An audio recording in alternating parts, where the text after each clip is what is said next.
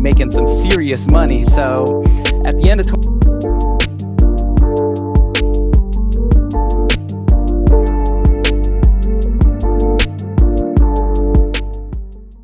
Thanks for inviting me and having me. And I'm noticing some familiar faces here, so it's good to see many of you again. Always a pleasure. But yeah, a little bit about me. I started selling on Amazon in 2015. I was part of what was then ASM, Amazing Selling Machine 2. And so, I always like to reflect on the business model of FBA was still a little bit unproven. You didn't have the millionaire case studies and these people with 7-figure, 8-figure exits. So it definitely had a feeling of maybe it's coming full circle where it's a little bit get rich quick. But fortunately, at the same time, it was a great time to get in. If you deployed a lot of capital and were willing to invest in this somewhat unproven approach to e-commerce, it paid out some pretty massive dividends. So I got into the beauty space with my first brand, scaled that to 27 SKUs and sold it in 2017, and then moved on to consulting and advising for some close friends in my network at that time that were in the supplements category. And they were about to actually go through their own acquisition. So it was a lot of kind of transitory pieces lining up what the company was looking for before they realized their exit. And then once that took place, I connected with my now business partners at Solo Tools, actually at an Amazon event, where Solo Tools at that point was really a set of tools, automations that were set up for Brendan Morris, my business partner, to run his first sort of large business, where he was just looking for ways of how can I keep a very small team running an 8-figure business, whether it was automations, whether it was sort of the unique data. And then, I joined in to sort of start thinking about how the community, how to position things to where the community would really take hold, see the value, and ultimately try to scale the business. And that's what I've been doing as a main focus. Still running a few brands, not as an operator, but Solo Tools is my main focus today. Sweet. Love it. Yeah, great experience to say the least. And like you said, you've seen it all. I think 2015 is right when Amazon, in a way, started to become or come to light, so to speak, and it's evolved like crazy over the past 6-7 years, which is crazy to think. And that kind of leads us to our first question: the evolution of the policy changes that are happening right now when it comes to rebates, super URLs, things along those lines. I kind of just wanted to leave that as an open discussion and get your opinion and thoughts on that at first. And your suggestions moving forward. Are these things safe to use moving forward, and what does that look like exactly, Troy? Yeah, I mean, change is the constant on Amazon, right? I mean, thinking back to 2015, what a whole different world it was. And yeah, I mean, to bring us to today, if you would have told me Amazon would have made explicit some of the tactics, the things that we're sort of talking about now with the changes to ranking, I would not think I would probably consider that a very, very low likelihood that it would be the case. But here we are. It was a forum post. Now it's moved into the code of conduct, and we have fairly explicit language when it comes to the keyword strategies and this supplemented language that I already talked about communicating with customers outside of buyer-seller messaging. So some of it isn't surprising. Some of it is, in terms of, again, the more specific tactics. And then that brings us to what I think as brand owners, we have to think about what was already vague language in terms of the TOS. So if I kind of zoom out a little bit from a macro view, Amazon had this covered, right? Amazon, in their terms of service, was vague enough to allow themselves to arbitrarily decide that's against terms of service, that's against terms of service. Because I always cite that one of talking to a customer outside buyer-seller messaging. I'm sure every single one of us have done that. Even if a customer, let's create a hypothetical so it's more tangible. If a customer transacts with us on Amazon, maybe has an issue, has a question, but then they follow up with us on our website. Well, if you read the terms of service, you have somebody else, let's say somebody else, I have this, this litmus test of a third party. If they were to view this and say, wait, are you communicating with them outside buyer seller messaging? Well, you've broken the terms of service as it's stated. So vaguely, we've been always kind of operating in a gray area. But to bring it back, zooming into more micro and the tactical pieces, this is really where we have to, again, as each individual brand owner, it's a revisiting of your risk tolerance. Because the fact of the matter is, as far as I see, the A9 and the ranking algorithm as it stands today, all of those things still work exceptionally well. We know the power of driving traffic from high demand authorities, so Google, YouTube, into Amazon, driving more page interactions positively impacts rank. And so you have this challenge of, this is what really works, and this is what you're now somewhat explicitly told not to do. And that's sort of the table that's been set. And so I'm happy to kind of dive into how we're treating that now. But I think that's this is where, for me, being on sort of both sides of service provider and as a seller, I feel very acutely aware of, at the end of the day, you just have to make the decision that you're comfortable within your business. Like we want to give the tools and the solutions, provide the hammer, but you can, bang in a nail, or you can kill somebody with it. You've got some options. And so you've got to really make that decision of what you're comfortable with. But yeah, like I said, we can kind of dive into more tactics there, but that's just more sort of the philosophical side of things, as much as anything else. Cool. So from what I'm hearing, Seller Tools is still going to offer, rebating services as automations and things along those lines. It's just that our seller and our risk level will choose to proceed with those essentially. Yeah. And the way that we're uniquely set up at Seller Tools, our curse became our blessing. We're a highly customized solution. And I think the people that are hurt most by these changes are templatized services. If you fill out a form and then that form takes your information and facilitates an incentivized rebate or requires a review, and the entirety of your work is just filling out 4 or 5 fields, that type of service is really hurting right now, because Amazon's going to look at that, see it for what it is, and it's going to be worthy of receiving a notice or being taken down. For us, we do offer templates that cover a wide array of strategies, but every single thing that we do, you can customize as much as you'd like. It could look completely different by the time it's implemented in your business. And so, that used to be one of our challenges, is because you could do so much, it became intimidating. That was often the challenge in terms of some of our marketing messaging.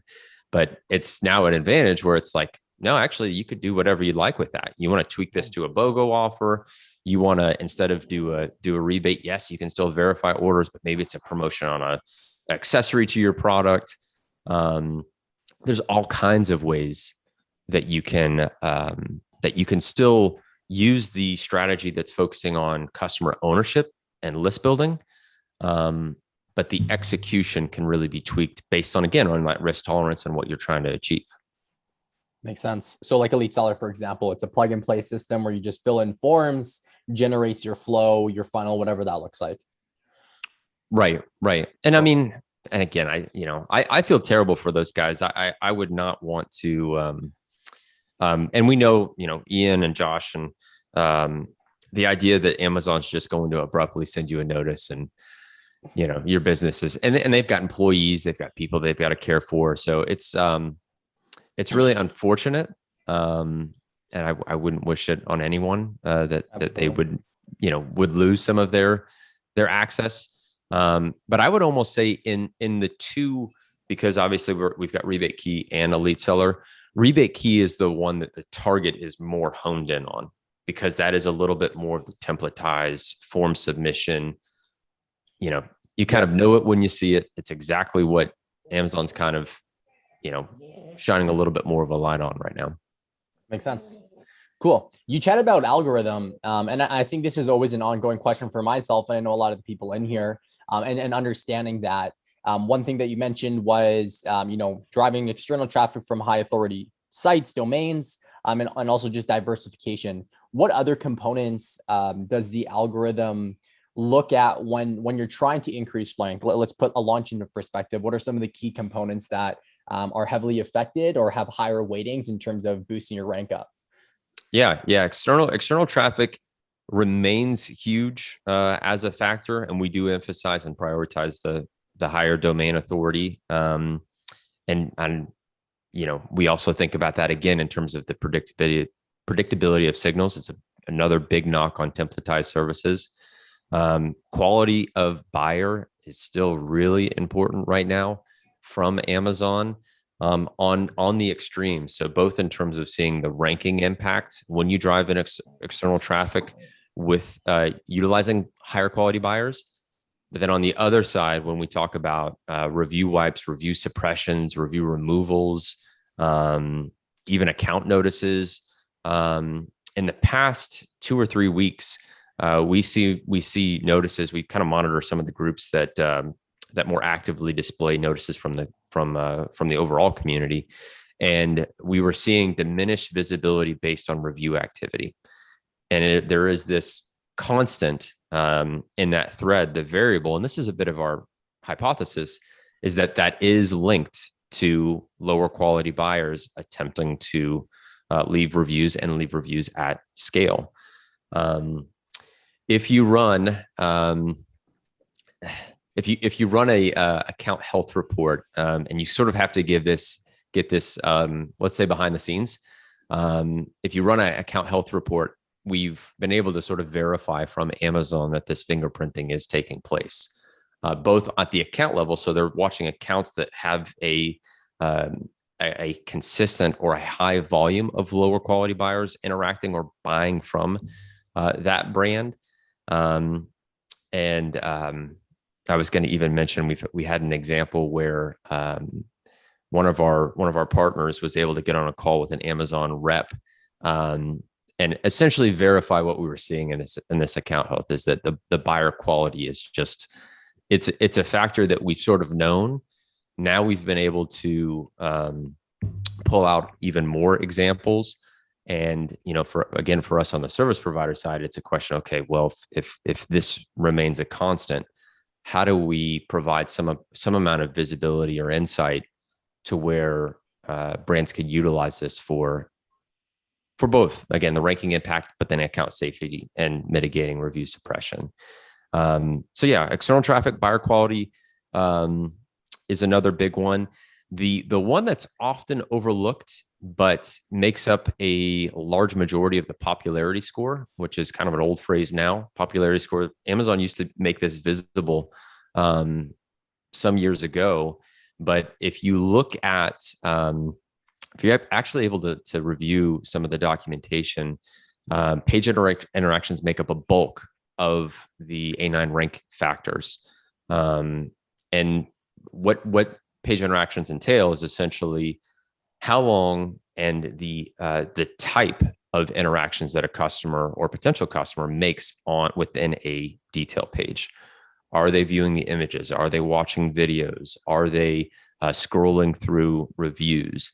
And most of this is fairly intuitive. You would sort of expect, because Amazon's drawing this conclusion, that the more time a customer spends on a detail page and interacts with it, the more likely they're to complete a revenue generating activity. So that one is often overlooked.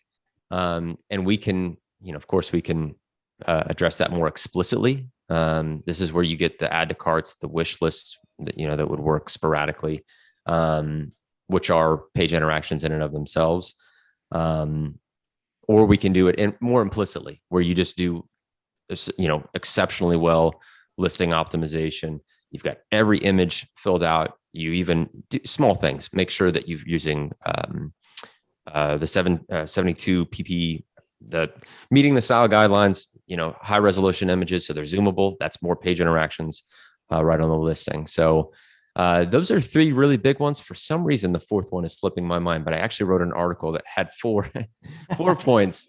But those three are huge. Page interactions, let me say that's one that, it and buyer quality are often maybe thrown around, because add to carts, that strategy is one that we have a lot of sellers approach us with. And then many times people hear about buyer quality, but then there's like, okay, then tactically, what do I actually do once I know that this is a known rank factor? So I'm going to remember that fourth one, but those two stand out for me of the three I can remember. No worries. If you do find, if you want to share that article over to me afterwards, that'd be awesome. I'll share it with the group, and that way we can dive into that. And I'm sure it breaks it down into a lot of detail, which is awesome. I kind of had a question that kind of stemmed from that. When you're running external traffic, for example, again, considering super URLs are kind of a touchy thing right now. If you just drive traffic externally into your listing in order to get some of those page interactions, that's going to help the algorithm without even focusing on a specific keyword. It will. It's not as impactful. I would definitely say that. But if you drive what you can kind of consider like a clean ASIN URL, that will still welcome more page interactions and drive up that product rank. It's just a slower drip. When you're, we're essentially adding fuel to the fire when we're driving, Google and YouTube, and we're running this all at once. So we're sending all of these diverse signals to Amazon. We're creating a mini environment, somewhat artificial, but a mini environment of all of these signals with all purchase intent, conversion ready traffic. And we're losing that a little bit, but you can still get those ranking factors through driving that clean URL. I had a question for that as well. I know a lot of people talk about conversion rate and how it also impacts ranking and maintenance of ranked and everything like that. If you have all of this traffic that is coming to you, or add to carts, for instance, and they don't actually purchase, obviously that's going to impact conversion rate. How big of a weight does that make, and is it something that people should consider if they're driving traffic that isn't necessarily converting? Yeah. Typically, relatively speaking, it can honestly be overstated. Because one of the things that you'll notice, if you look at the new language in the seller code of conduct, they included,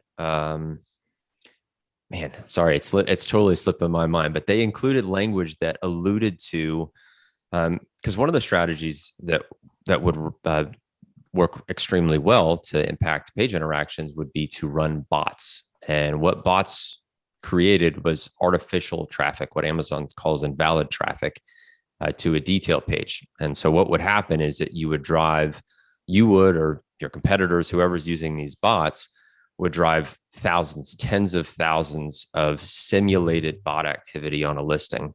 But that listing, those bots wouldn't complete a purchase act. They could, and sometimes add to cart, but they wouldn't effectively convert.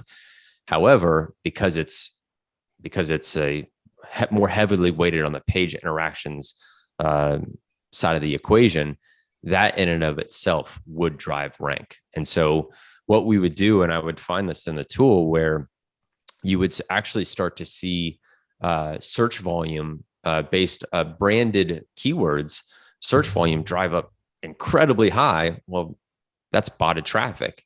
But then we would also see and identify and know that they're not driving it that much conversions, because then we look at the main keyword and realize it's down here. Mm-hmm. So they would have to be converting at the math just doesn't shake out, because they were just driving so much branded search.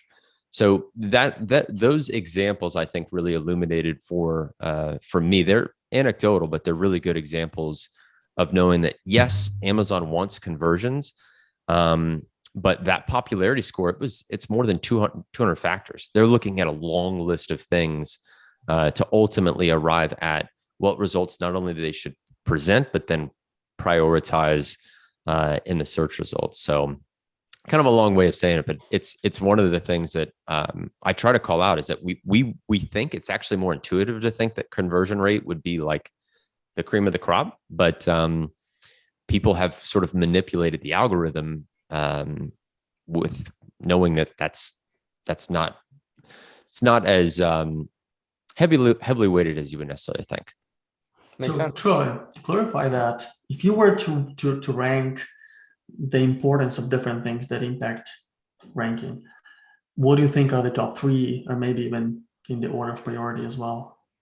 Yeah, the very top one is add to cart relative to other search results. And the A9 language, it's kind of, they use a really weird sort of terminology and phrasing. But that is at like 56% weight in the rank factors. And then as you start to descend that list, it really hits a variety of things. I mean, even one of the funny examples I like to find is printing out a right clicking and printing out a detail page counts as a page interaction. It's like, why? Like, why does that matter? But also spending time clicking on images and videos. This is probably one of my biggest takeaways and recommendations as it factors into that popularity score, is getting your images and video right on your listing. So video on image 7, filling up all above the fold images, related video shorts, getting brand registry so you can get your storefront, get your posts added to your detail page.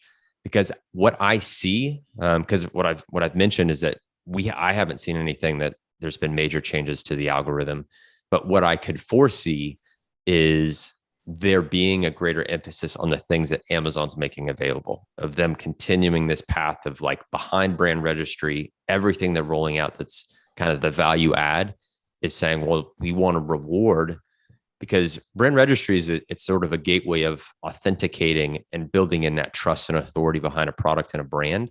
And Amazon wants that.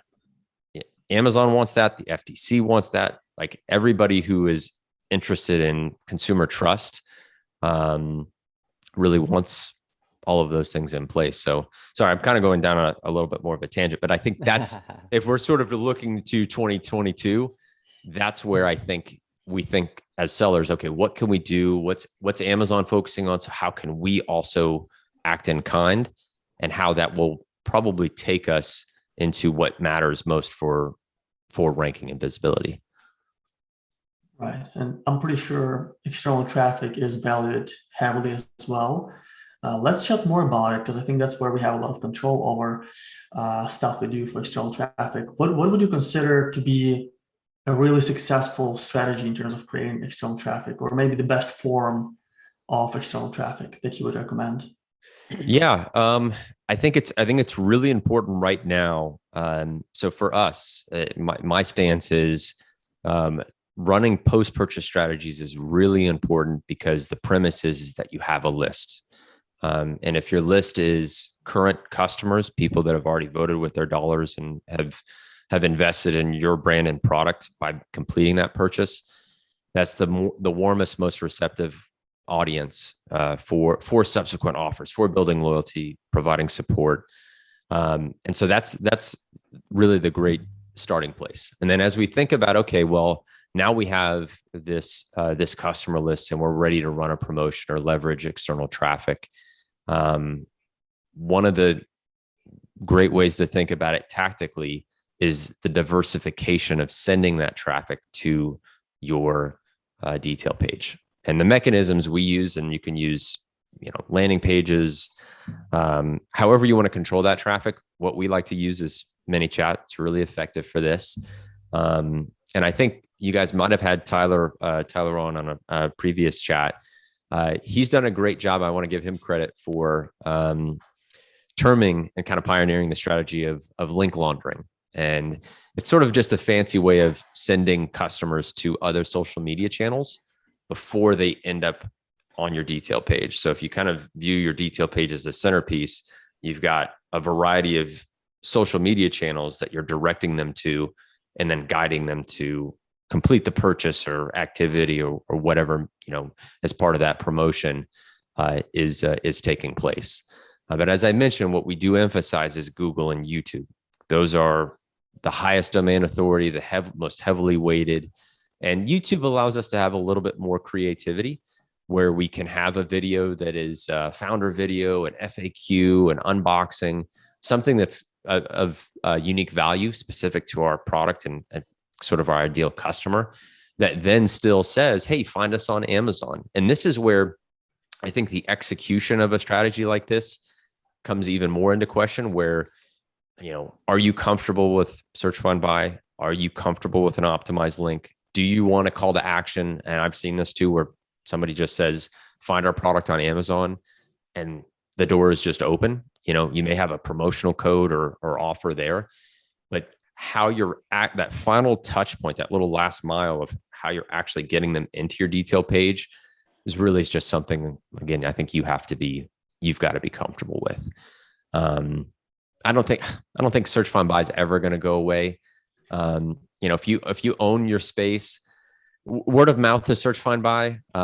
If you own, again, your category and your brand, argan oil or whatever you sell, you're going to be doing search, find, buy anyway. But again, that's my stance. But that's how we think about external traffic, is we always want to run it through a variety of sources, prioritize the most heavily weighted. But if you have a great, Pinterest presence or Instagram, this is where you think about what your existing assets are, and don't lose out on that. We're running more Instagram flows and different promotional strategies there alongside ManyChat, Messenger on the ManyChat side. So, definitely tap into, if you've got other external resources, don't go out of your way to use Google or YouTube. You can use those other traffic sources as well. Yeah, I love that you said that. To actually continue on that topic, Matt Atkins just asked a question. What would you do? So basically, if you had access to a large external audience, I know in my case, it was a Facebook group. I know some brands do have access to Facebook groups, which is awesome. How would you send them to Amazon? Well, Troy, I want to give a little bit of background on my question. So for me, in my current brand, I actually partnered with someone with an existing audience. So, and the thing about that, and it's huge. I mean, he has like 85,000 Facebook group members, 150,000 Instagram followers. But the thing for him is he grew that and didn't collect any information from them. So we have them as followers, we have them as group members, but we don't have email addresses. We don't have them pixeled. We don't really have them on a list. So like I'm having to reverse engineer that. Up until now, I was building out right before all this happened with the code of conduct, I was building out ManyChat flows, and I was going to use a magic link to make it seem like it was coming from Google, which now I'm kind of a little bit scared to do. I'm hearing you say what your risk tolerance is. And I think you're saying that very strategically. And I think I'm fairly risk tolerant, but I mean, so I can ask this group, we can ask this group to do a lot of things. I mean, and they will do it. They'll do a lot of things. And I've already written a lot of notes from what you said, like YouTube videos and things like that. We haven't used that, but the other thing that I get is a lot of user generated content. I mean, I have a ton of unboxing videos. I have thousands of pictures of people using our products. So I have all these assets, and I have, the base of people to send to the listings. I don't know how to do that now with all of the things that have recently happened. So that was kind of the background of my question. Gotcha. Yeah, it makes total sense. Excuse me. If you have that existing list, I'm a big advocate for ManyChat, because you can really walk through that customer or that substantial list through a flow based on the objectives that you really want to achieve with them, and more easily capture a lot of information along the way. And what's really great is if it's a Facebook group, or if that's the source, and then you're using a ManyChat link, you'll automatically be able to start, seeing their profile information, their name populating, more easily capture some other customer specific identifiers along that way. So, based on what you have, if you've got some user generated content, some way to really build some trust and authority and community, you may be better off kind of warming up that list, but then still using ManyChat for the promotional side if you're running that link laundering. Because what a magic link is it effectively recreates, it's a Google link effectively, dynamic Google link. And so that's where the link laundering, it still achieves that same sort of outcome for us. And again, you can still run those links if you're comfortable with it. I just like the idea of if I can somebody do a YouTube link and get the same and similar weight, give them some sort of value that lands for my product or what the offer is. I would prefer that route. But yeah, ManyChat Flow would definitely do it. That way you have the redundancy because you also have the list in ManyChat. Capture that information. I always say, especially with our post-purchase strategies, but if you're re-engaging a big list, deliver that value first, kind of just to warm them up, and then think about a promotional strategy that would tie in some of the link laundering. Awesome. Yeah, that gives me a lot of ideas. I appreciate it. Yeah. One quick clarification, and maybe it's just me who's wondering, if Amazon sees that somebody's coming from ManyChat, will there be any red flag? Similarly, if someone uses, let's say, a lead seller rebate key or some other IP, what do you call it, the integration, right? Will Amazon be able to red flag an account based on what tools the account uses? Yeah, no, it's a great question. So this is what's really cool about the link laundering concept is that you can kind of, it's what's a good analogy? ManyChat sort of can bring a customer up to the point of there's a drop off where, let's say, right before you're ready to send a customer to a detail page, ManyChat gets that customer right here and then drops them off to 4 different social media channels. So all that Amazon sees as that centerpiece is 4 social media channels. ManyChat, yeah, it warmed them up. It walked them through. We got their information. They know what they're eligible for and what they can see. But then we drop them off. We'll say drop the kids off to school. We'll drop them off to those social media channels and then have them interact there, understand what's being asked of them, what they're eligible for, what the offer is, and then they land on the detail page. So that source of that referral will come from that Pinterest, pin or the Instagram post. And that's what Amazon wants. They want, when they've set up attribution and brand referral, we're sort of recreating that. I didn't want to use the dirty manipulate, but we sort of are, really. I mean, that's sort of what we're recreating. But I always joke around. It's like, how do you positively impact rank without manipulating it? It's like, is this just a semantics thing? But that's how we do it practically. Is we drop it off right before to where those social media channels are the last thing that Amazon sees, and ManyChat is nothing. They have no idea, no way to attribute that that's taken place in the communication with the customer. Can you give an example of what link laundering looks like? Like you said that you drop them in a central location and they go out to 4 different social media channels. Like, are you running a promotion to get them there? Like what does that whole process look like?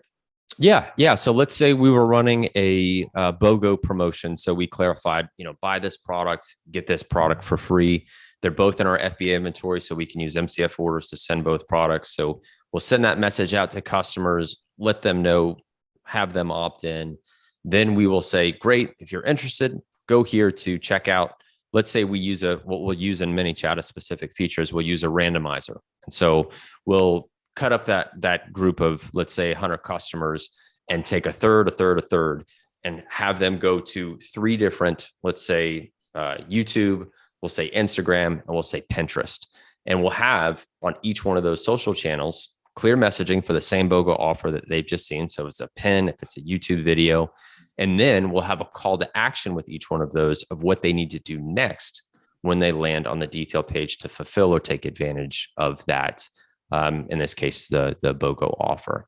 So it has to be very unified. Takes a little bit more setup. This isn't, I would say, as plug and play as a rebate automation, but it's a really great way of still, and I like buy one get ones too. It's a really great example of getting away from rebates, but adding more value to where there's less friction from the customer, and then still using this strategy where, again, we can randomize that traffic.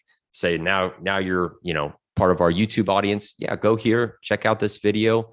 And the name is eluding me now, but Tyler actually came up with the name of a standardized, really templatized video that he would use for YouTube, where it was just a highlighting arrow down to the description. So if you wanted to make it super like, let's get you the deal and get you, going right away, you can use something like that. Or like I said, if your product really makes sense to have more of like a FAQs video, if you want to do a founder video, so you personalize it. I'm always a fan of kind of crafting something unique for your brand and offer. But it can also be that simple where you're just sort of sending them through YouTube right to the call to action, and then they're landing on the detail page. So when you said 4 social media channels, is that just, do you have 4 social media channels in mind? Like, do you know what those are, or is it just 4 different sources of traffic? Well, yeah, these are going to be your social media Whatever channels. we have. Got it. Okay. Yes. Yep. All of them are high authority anyways, right? Yeah. Yep. They really, Well, they really are. You're looking for, and it shifts too. It's the domain authority is, it's not fixed. But the power of, what's termed magic links is definitely comes from, that external Google traffic. And this is where you'd see a lot more folks running Google ads. TikTok ads are starting to kind of creep up into the equation as well. But I would add that to the list of social channels of, what you currently have active and what can still achieve this, clarifying of the offer, and then the call to action of what the customer needs to do to take advantage. So if I'm using YouTube, YouTube is one of the higher authorities. I don't have to use a special link. Can I just send them straight to the detail page from the video then? You could. Mm-hmm. Yep. Yeah. If you wanted to have it either on video that says, find us on Amazon, find us by searching brand, keyword, or a link or a visual, like a arrow that points down to the description of the YouTube video that has the same type of language. The execution can vary, but it's ultimately still that same outcome. Now, Troy, should there be a certain percentage of PPC sales as well mixed in with external traffic? Would you say that's something we can calculate and see the impact? It really does depend. It's not essential. We have some brands that are running little to no PPC, and that's totally fine. So I would say it's not absolutely necessary. I think as the PPC landscape changes, my stance is if you're a subject matter expert, you have the time, effort, and energy, absolutely go for it. Or if you're kind of outsourcing that expertise, for sure, go for it. But there's no dependency there necessarily from a ranking perspective. Maybe what's if I know that there's not necessarily a hit for ranking, but what about like if you could be ranked number 1 organically, and because of all the new ad spots, the ad real estate, I mean, you're still 7-8 listings down from the top of the search results. So while it might not impact ranking directly, it's still important in at least showing up a little bit higher than 7 down nowadays. Do you agree with that? I do. Yeah. And I mean, so the way that I approach PPC, let's say even personally for my own brands, is I opt for the outsource to an expert that's fully committed. They're going to eat, sleep, and breathe PPC. So running DSP, thinking about retargeting, you can run TV streaming ads now. I mean, there's such a diversity of ad types, ad offers, and as you mentioned, cannibalizing a lot of the organic results. So that's kind of one end of the spectrum, and that's again one way I approach it. But another is to sort of treat PPC as just a sort of a sunk cost of running break even or even overspending to win that real estate for your most important keywords. If you go that route, what I would definitely recommend is looking at a strategy. It's called search term isolation. It's just essentially a way of driving exact match for your most important keywords, being willing to overspend, and then running broad phrase and negative matching in a single campaign. But these are where you get those single keyword campaigns to where you can optimize spend, run discovery through broad phrase, broad and phrase match. Geez, yeah, these words are. I should have drank some coffee before meeting up with you guys. But you're running broad, you're running phrase, you're actually negative matching in both of those groups. So that way that your exact match is performing, you want that to be highly visible and perform, but then you want to harvest new keyword ideas from the phrase and broad that are running in that campaign and in that ad group. The challenge often with that is that because you're running single keyword campaigns is that it's resource intensive. Somebody needs to monitor to make sure that you're actually then harvesting those keywords and driving performance. This is where for us as tools, we offer a solution that helps with extracting keywords that make sense for search term isolation, and then configure those campaigns to where then what your workflow or cadence looks like is that you're optimizing bids, you're negative matching losers, you're then harvesting, and then you're rinsing and repeating that process. So that's a little bit more tactically, I would say. And then you just, again, have to sort of decide, are you going to start dabbling with different ad types and ad groups, getting into video, sponsored display, overspend to drive top of search. But it gets to a place, especially as I talk with a lot of very agile, smaller teams. I just find myself a lot just recommending, hey, maybe look at an agency or outsourcing it to give you that adequate level of support, which I know that may mean we lose a little bit of business there, but I also think that's that can often be a better way to do it. But it depends. It depends. I know that's a long answer, but I think I gave you all my thoughts based on where you may be is, agencies, solutions that way, but then also if you go the tool route, thinking about a strategy like search term isolation, it's a really good, simple way of making the most out of PPC. Makes sense. Troy, I wanted to dive deeper into launches. First of all, what do you consider to be a successful launch? And also any metrics you look at while you're launching? Like what do you do to do it properly in 2021, 2022? Yeah, no, absolutely. I think I remember that fourth factor now. The honeymoon period is very real. It is very real. So that's a big one when it comes to launching, is making the most out of Amazon, understanding your product, prioritizing it or deprioritizing it as it's newly launched and rolled into the overall catalog. So making the most of it is definitely a big priority. Going live, making sure you're optimized. So organic optimization, making sure our listing is fully optimized, the right types of keywords that we've researched plugged into our listing, media as well. So images and video fully built out. So making sure none of that is overlooked when it comes to launch readiness. And then we start thinking about folding in those other three factors of driving external traffic as early as we can, while also welcoming those initial reviews. A big proponent of driving those first 5 to 10 reviews. Again, you want them to be 5 stars. Welcome again images or video from those customers that provide those initial reviews, and then buyer quality not as big of a factor when you're initially launching. It's more of a evergreen. Let's say even post honeymoon period, and the same can sort of be said for page interactions. That I would say when you're launching now is probably the most nuanced, where you mostly get it out of purely just fully optimizing your listing. So somewhat shameless plug, but I think it's fitting here.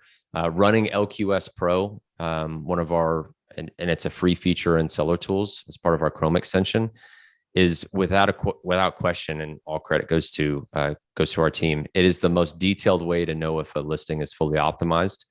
Keywords, media, EBC A+, conversion readiness, all of that really needs to check out before and as you're launching, so that the fuel is there. The fuel is there for the fire. And then you asked in terms of what we closely monitor. Your 80/20 is going to be your keyword ranking. You need to closely monitor and ideally set up alerts for your keyword ranking. Have your small subset of high priority keywords that you're going to be going after, and determine what your success is for those keywords. Is it top 5, top 3? Is it top position? Are you not done launching until you've earned the top spot for those most important keywords? One of the ways that I like to approach it strategically is winning the battles before winning the war when I launch for my keywords. So I think about those, usually they're your mid to longer tail keywords. You want to win those. You want to get top 5, top 3 positions for those, have them generate revenue as you're starting to build up and move into your heavier, meatier, bigger keywords. And that's a really great way to approach your both leveraging your honeymoon period and your overall launching. So, but that does assume you're monitoring a healthy amount of keywords. Love it. Well, now it looks like Matt has a question here. He says, is there a tool to track organic keywords in a graph form over time? I meant organic keyword rank over time. So I've been looking for that in my own. I don't know how to do that. Helium 10 has kind of a tool, but it's not great to graph it over time. So we were kind of talking about that in a group of friends of mine. Like, how do you do that, and what do you do in your business to track that over time? Yeah, no. So we do offer a tool that does this in Seller Tools.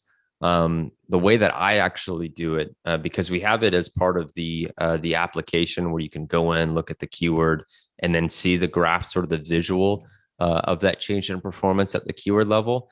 But what you can also do is set up keyword alerts. And you can kind of set this up how you would like. If you want a alert, if you're if you're within a certain range, you can wait for that alert to trigger. What you can also do is set this up, and this is a little bit more advanced, but it's really pretty slick. You can also set up through the webhooks function through a tool like Zapier. You can use the Seller Tools alerts and say, okay, every single day for this keyword or for the set of 10 keywords, pipe out the rank for those keywords to my Google Sheet or send it to my Slack channel. You can have that configured to where you're really notified, what information you'd like and where you'd like to have it. It's a pretty nice way of, again, if you're in the app, that's great. But, we know a lot of brand managers, we work with aggregators. They're picky, they're like, they have their systems and SOPs, and they're like, okay, can we get this data here? And that's one of the ways that we can do it is through our alerts.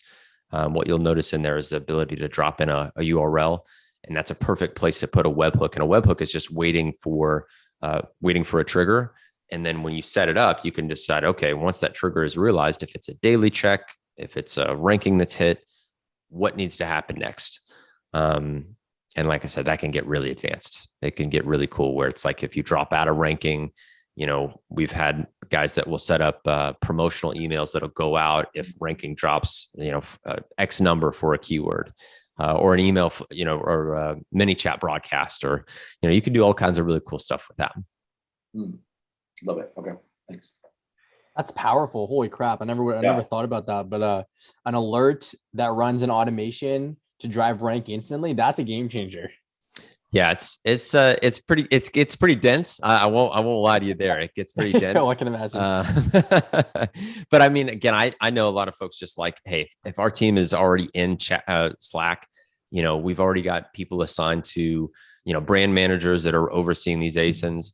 This is stuff they should be obsessing about anyway. The beauty is, our goal, which sounds counterintuitive, but I think this is the seller side of us, is like, we love the app that we've created, but if you're spending an abundance of time in an app, you're not running your business. It's much better if we can send stuff and information to you where you're at, have the convenience, safeguard your time, and let you build your business. Love that.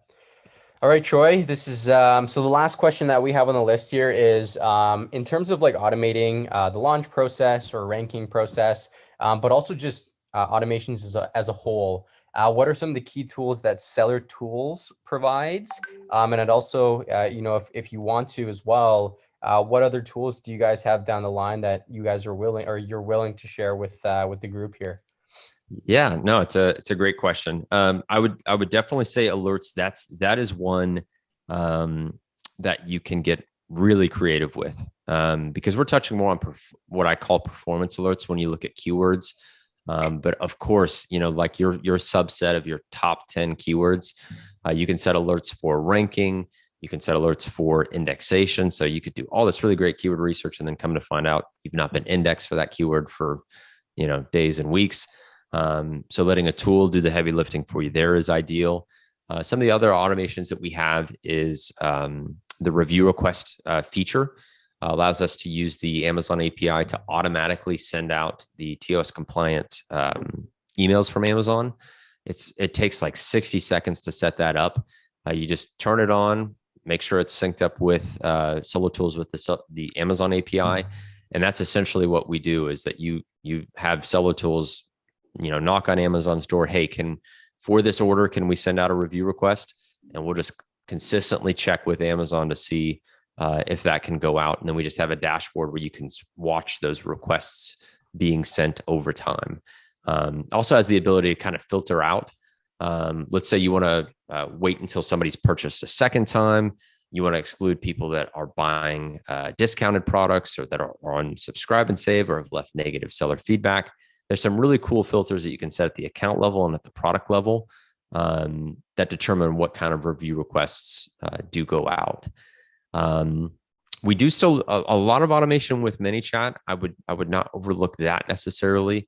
The changes that have taken place have really just emphasized thinking about other ways we can use it, other promotions. Again, we still do loyalty stuff, BOGOs. We still use it for customer support. As an example, we have a make good flow, which is just a way of saying if a customer's had a bad experience, we have a ManyChat flow that we send them through where they essentially support themselves. That's a fun kind of automation where, they get the question answered that they need to.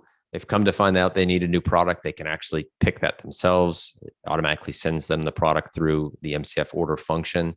So that removes human error, human delays, and it has a customer supporting themselves. And then they're happy too. So it can help with mitigating negative reviews. So those are some really cool automations we have. And then you mentioned some of the new stuff. Oh man, there's a lot that's coming. So we did just drop LQS Pro. So I don't want to overlook that because it's a completely free tool. I think everybody should run it. We've intentionally essentially blown every other option out of the water. I'm saying that to really play up our team. They just did such a great job with how they've sort of taken our wish list as a team of sellers and came up with it and developed a really great solution. And then we've got stuff that's coming for buyer quality when it comes to, okay, great. We know how important buyer quality is, but how can we identify important things that, as an example, a customer's purchase history. Do they cancel orders? Do they refund orders? Do they take part in plenty of promotions? Are they a deal chaser in that sense? Well, that may not be an optimal customer to send offers to. And if we can give you that visibility in a Amazon CRM, that's essentially describing what we'll be releasing with customer lists. So that's a new feature that's coming down the pipeline.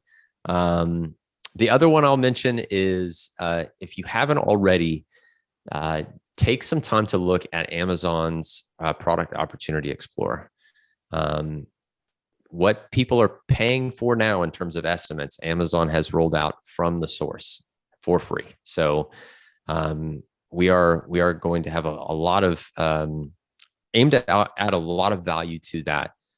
Because it's I think really going to shake up the space. This is where Amazon's done a lot of these changes with the code of conduct, but on the other side of selling on Amazon and looking at FBA as an opportunity, they're sort of shaking up a lot of the legacy space, where we've approached product research in a certain way or vetted product opportunities with a somewhat predictable workflow. And I think Amazon's really shaking that up, and that's where we want to come in and layer of more value, when you think about what kind of budget you have and what product opportunities make sense, well, then how can we take that Amazon data and level it up? And that's one of the other big things that we've got in the works. I love it. Lots of innovation. Yeah, thanks. Yeah, again, credit goes to our team. They get to hear us say all the time, wouldn't it be cool, or couldn't we do this? And Then it comes to life. yeah, exactly. All right, Troy. Well, it has been an absolute pleasure. We'll make sure to send out the link to everybody. Make sure that's available as well. Excited for the new tools. I know we'll collaborate on those as well. And yeah, thanks for staying up and taking the time to chat with us. I think everybody saw a lot of value. I feel like every single time I chat with you, I just learned something new, which I love. So appreciate that. Appreciate you. And I hope you have a good sleep. I guess you're going to bed now. Yeah. No, I appreciate, and I know we've been joking about it, but you guys are awesome. And I appreciate you making time for me, and great questions, and spending time with you guys. I love to riff on this stuff. It's fun. We have a fun sandbox we play in. So I appreciate you making time for me. Absolutely. Incredible insights. Thank you so much, Troy. Thanks, Troy. Yeah. Thanks, guys. All Appreciate right, it. guys. Thanks, Enjoy Troy. the night. Bye.